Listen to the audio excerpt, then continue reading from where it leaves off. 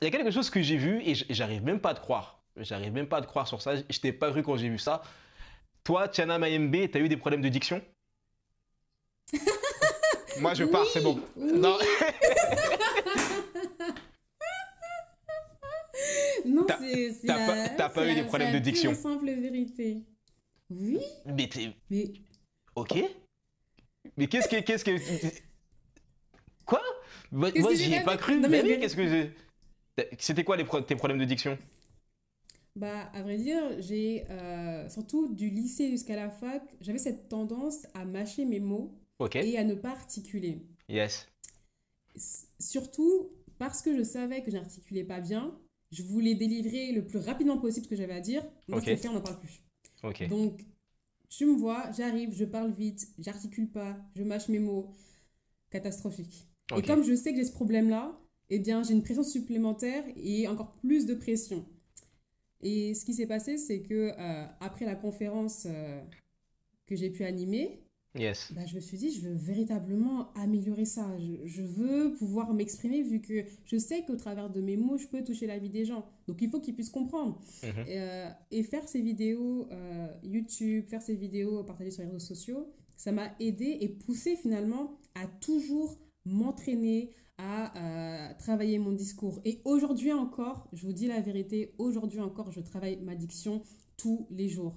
Et je fais deux choses. Ok. Ça peut être très intéressant pour les personnes qui ont ce problème aussi aujourd'hui et qui veulent améliorer leur élocution.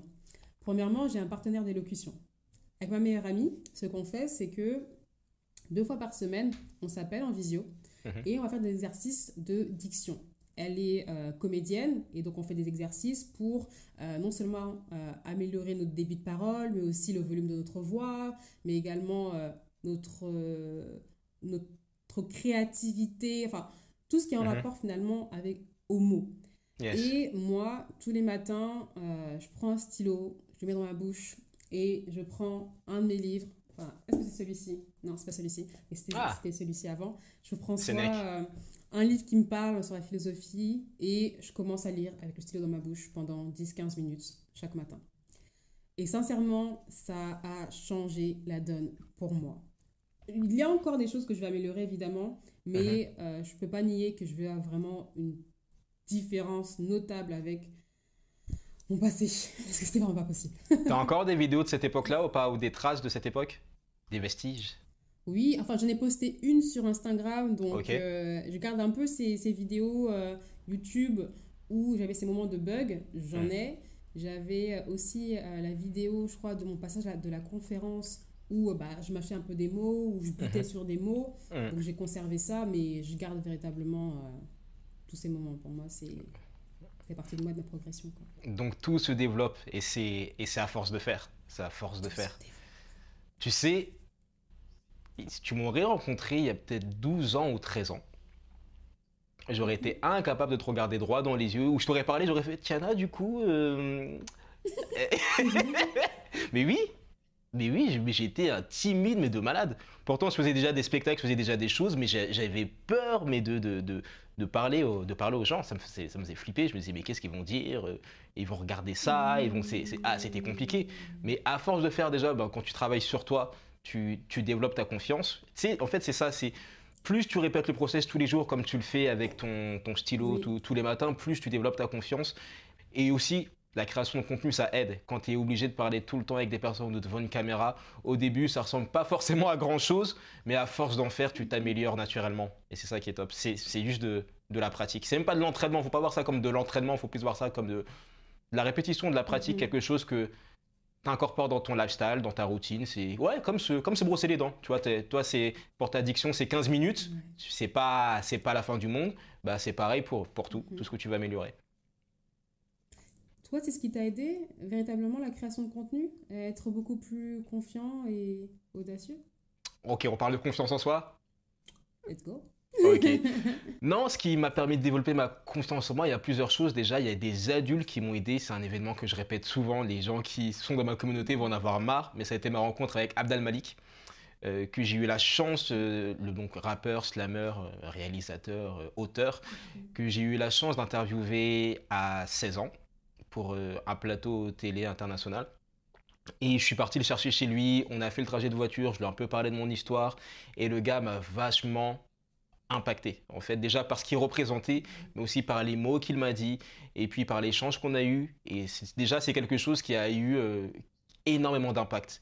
Et après, une autre chose qui m'a aidé, c'est qu'au lycée, je suis tombé sur deux professeurs qui étaient excellents, qui étaient jeunes, qui comprenaient mes enjeux, on va dire, qui m'ont fait confiance, qui m'ont complimenté sur certaines choses, alors même que je pouvais avoir 3 de moyenne ou que c'est. Mais vraiment, qui m'ont dit, ouais, non, mais t'assures sur ça, c'est bien, lâche pas la musique, lâche pas la Ouais, danse, c'est génial. continue, c'est bien ce que tu fais avec ton petit frère. Toutes ces choses-là, en fait, ça m'a permis d'élever ma valeur.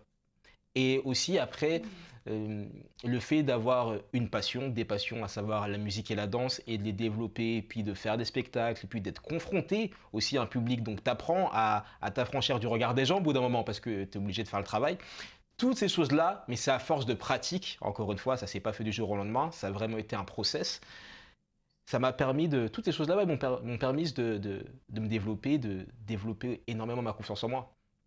Tu vois, Mhm. maintenant, c'est au point. J'aime beaucoup ce que tu dis. Ça doit aussi t'arriver. Il y a des jours comme ça, tu sais, tu vois ta glace et t'es genre, oh my god. Oh non, franchement, shut up to me. Franchement, aujourd'hui, je suis beau.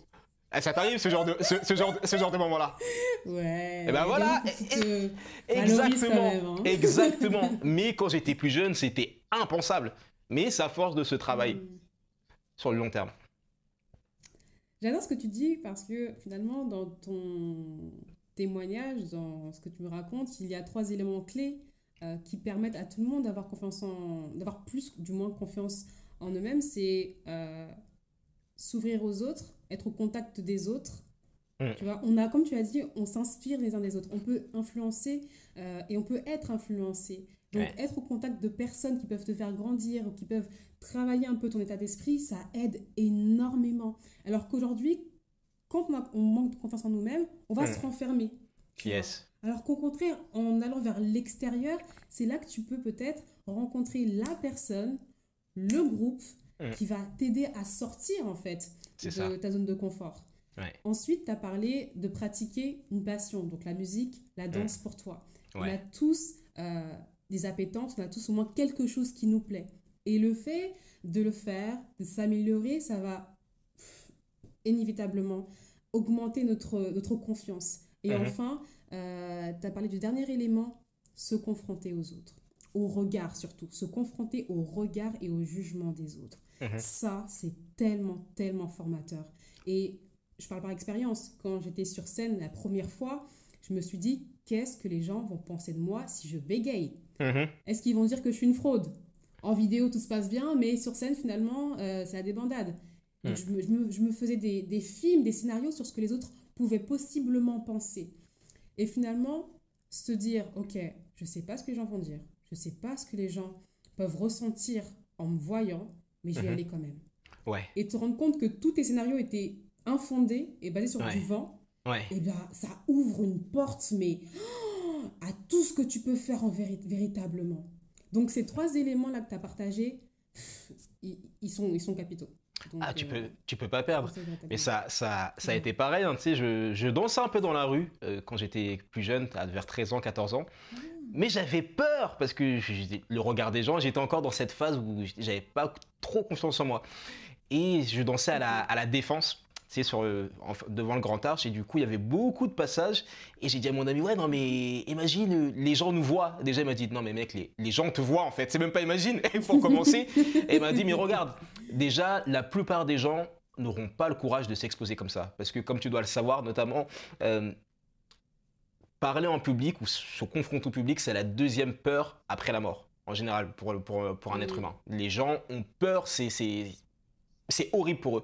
Donc le fait de s'exposer comme ça, déjà, c'est un acte de courage que beaucoup ne peuvent pas faire. Et en plus, Mhm. les gens vont te regarder et même si tu te pètes la gueule, ils vont t'oublier le lendemain. Ils vont t'oublier, ils vont retourner travailler, leur pause déj sera terminée, et ils vont reprendre leur vie et ce sera pas de gros deal. Par contre, toutes les bonnes choses qui peuvent arriver si tu continues, si tu persévères, elles sont sans limite. Et c'est ce que tu as dit, c'est un monde Mhm. infini. Un monde infini. Et c'est pour ça que je te dis que c'est impossible qu'on perde. Parce que Mhm. puisqu'on sait ça, quoi qu'il arrive, on pourra y aller. moi, j'aimerais dire en tout cas à ceux qui nous écoutent, euh, pensez à toutes les fois où vous avez pris une photo avec un groupe d'amis. Ok. Mhm. Vous avez vu la photo et quelle est la première chose que vous avez fait?